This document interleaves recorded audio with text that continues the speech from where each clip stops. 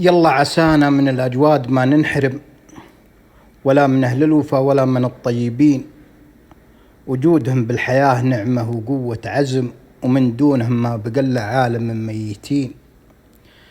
ما تنهدم الشيم بين العرب والقيم، ما دام باقي لها أساس وقصر حصين. الأقصى ومسجد نبي الله وبيت الحرم لها مكانه ومقدار مع المسلمين. الأهرام في مصر توجد من عصور القدم، لكن يا كربلاء يا وين قبر الحسين؟ يقولوا ان العرب البايدة من أرم، قلت ان مكة أساس العرب يا مورخين. بها إبراهيم بأمر الله لبيته عزم، واسكن بها ابنه هاجر ولا هو حزين.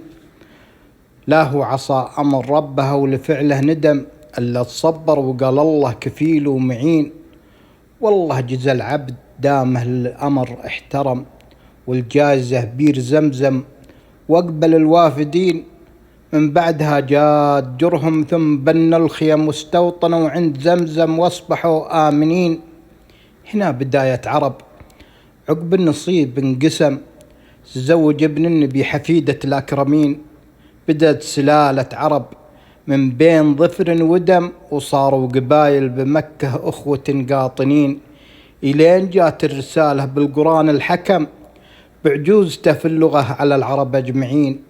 لقريش أم اللغة وأبو عيون الكلم، فصيحة بالخطب وقصايد المشعرين.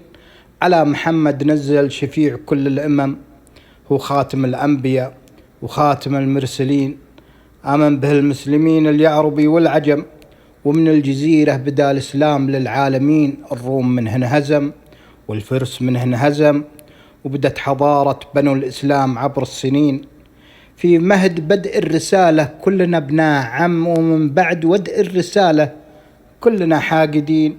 وبدت سلالة جديدة للعرب تنقسم، الأعجمي صار عربي في نظام الخمين. لا تجردون العروبة يا عيال الخدم، حنا أساس العروبة وينكم عايشين. حنا أساس العروبة وينكم عايشين.